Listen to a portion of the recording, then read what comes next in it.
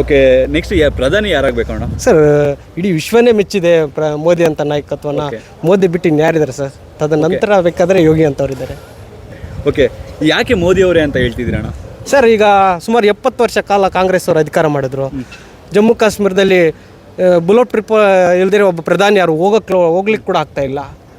ಅಂಥ ಸಮಯದ ಏನು 372 ಆಕ್ಟ್ ರಿಮೂವ್ ಮಾಡಿದ್ರು.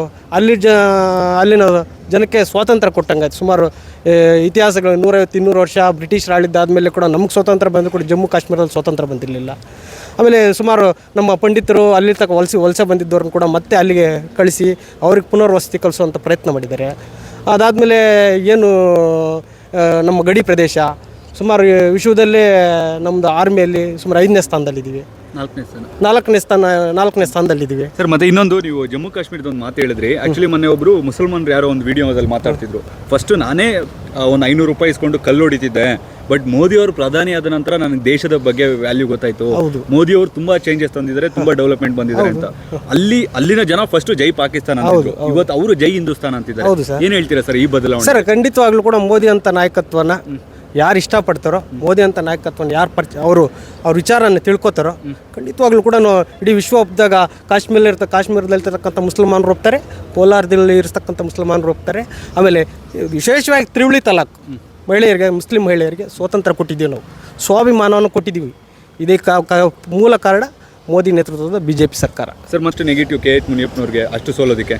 ಸರ್, KH ಮುನಿಯಪ್ಪನವ್ರು ಸೋಲಿಕ್ಕೆ ಅವ್ರದ್ದೇ ಬರೀ ಸ್ವತಂತ್ರ ಪೂರ್ವದಿಂದ ಕಾಂಗ್ರೆಸ್ ಸರ್ಕಾರ ಅಧಿಕಾರ ನಡೆಸಿದ್ದೇ ಜನ ಅವ್ರನ್ನ ಜಾತಿಗಳ ಮಧ್ಯೆ ವಿಷಬೀಜ ಬಿಚ್ಚಿ ಎತ್ತಿಕಟ್ಟಿ ರಾಜಕಾರಣ ಮಾಡಿಕೊಂಡು ಎಲೆಕ್ಷನ್ ಟೈಮ್ಗೆ ಏನೋ ಒಂದು ಮಾಡಿ ಎಲೆಕ್ಷನ್ ಗೆಲ್ತಾಯಿದ್ರು. ಈಗ ಜನ ಪ್ರಜ್ಞಾವಂತರಿದ್ದಾರೆ, ಅವ್ರದ್ದೇ ಆದ ಈಗ ಸೋಷಿಯಲ್ ಮೀಡಿಯಾ ಸ್ಟ್ರಾಂಗ್ ಇದೆ. ನಿಮ್ಮಂಥ ನೋಡಿ, ನಿಮ್ಮ ಥರ ಸಣ್ಣ ಮೀಡಿಯಾಗಳು ಕೂಡ ಸಾರ್ವಜನಿಕ ಈಸಿಯಾಗಿ ನಾವು ಮಾತಾಡೋವಂಥ ವಿಚಾರ ಕೂಡ ಕೆಲವೇ 5 ನಿಮಿಷದಲ್ಲಿ ಕೂಡ ಸಾರ್ವಜನಿಕ ಗೊತ್ತಾಗುತ್ತೆ. ಅದೇ ಥರ ಕೂಡ ಪ್ರಜ್ಞಾವಂತರಿದ್ದಾರೆ. ಅದರಿಂದ ಪ್ರಜ್ಞಾವಂತಿಕೆ ಉತ್ತರ ಕೊಟ್ಟಿದ್ದಾರೆ. ಸರ್, ಮತ್ತೆ ಇನ್ನೊಂದು, ಇಂಡಿಯಾ ಕೂಟದಲ್ಲಿ ಹಿಂದೂ ವಿರೋಧಿ ಹೇಳಿಕೆಗಳು ಪದೇ ಪದೇ ಬರ್ತಿರುತ್ತೆ. ಇವಾಗ ಇತ್ತೀಚೆಗೆ DMK ಅವರು ಕೂಡ, ತಮಿಳುನಾಡಿನ DMK ಅವರು ಕೂಡ ಹಿಂದೂ ಧರ್ಮವನ್ನು ಮತ್ತೆ ರಾಮನ ಇದನ್ನ ಎಲ್ಲೂ ಟೆಲಿಕಾಸ್ಟ್ ಮಾಡಬಾರ್ದು ಅಂತ. ಆದ್ರೂ ಕೂಡ ಕಾಂಗ್ರೆಸ್ ಅವರು ಸೈಲೆಂಟ್ ಆಗಿರ್ತಾರೆ ಹೈಕಮಾಂಡ್ ಲೆವೆಲಲ್ಲಿ. ಸರ್, ಇದೇ ವಿಚಾರಕ್ಕೆ ಕಾಂಗ್ರೆಸ್ ಅಧಪತನಕ್ಕೆ ಮೂಲ ಕಾರಣ. ಯಾಕಂದರೆ ದೇಶದ ವಿಚಾರಕ್ಕೆ ಬಂದಾಗ ಯಾವುದೇ ಪಕ್ಷ ಆಗಲಿ ದೇಶ ಮುಖ್ಯ. ತದನಂತರ ಬೇರೆ ಏನೇ ಇದ್ದರೂ ಕೂಡ ಅವ್ರ ನಿರ್ಧಾರ, ಅವರು ವೈಯಕ್ತಿಕ ರಾಜಕಾರಣ, ಪಕ್ಷಕ್ಕೆ ಸಿದ್ಧಾಂತ ಇರ್ತದೆ, ಆ ಪಕ್ಷಕ್ಕೆ ತಕ್ಕಂಗೆ ಜೀವನ ರಾಜಕಾರಣ ಮಾಡ್ತಾರೆ. ಆದರೆ ಈ ಕಾಂಗ್ರೆಸ್ ಅತಿಯಾದ ಓಲೈಕೆ ರಾಜಕಾರಣದಿಂದ ಕಾಂಗ್ರೆಸ್ ಪಕ್ಷ ಈ ಏನು ಅವನತಿಗೆ ಕಾರಣ ಆಗ್ತಾ ಇದೆ ಕಾಂಗ್ರೆಸ್. ಸರ್, ಮತ್ತೆ ಇನ್ನೊಂದು, ರಾಮ ಮಂದಿರ ಹಿಂದೂಗಳ ಬಹುಕೋಟಿ ಹಿಂದೂಗಳ ಕನಸು, 500 ವರ್ಷದ ಬಲಿದಾನ ಅದು.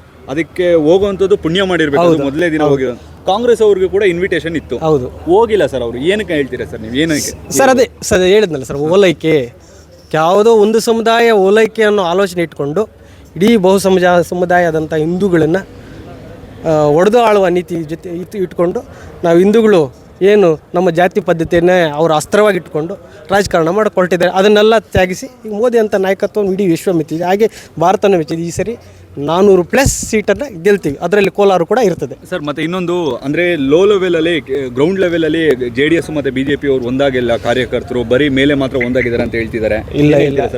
ಇಲ್ಲ 100ಕ್ಕೆ 100ರಷ್ಟು JDS ಮತ್ತು BJP ಕಾರ್ಯಕರ್ತರ ಹಾವಭಾವ ಒಂದೇ ಆಗಿದೆ.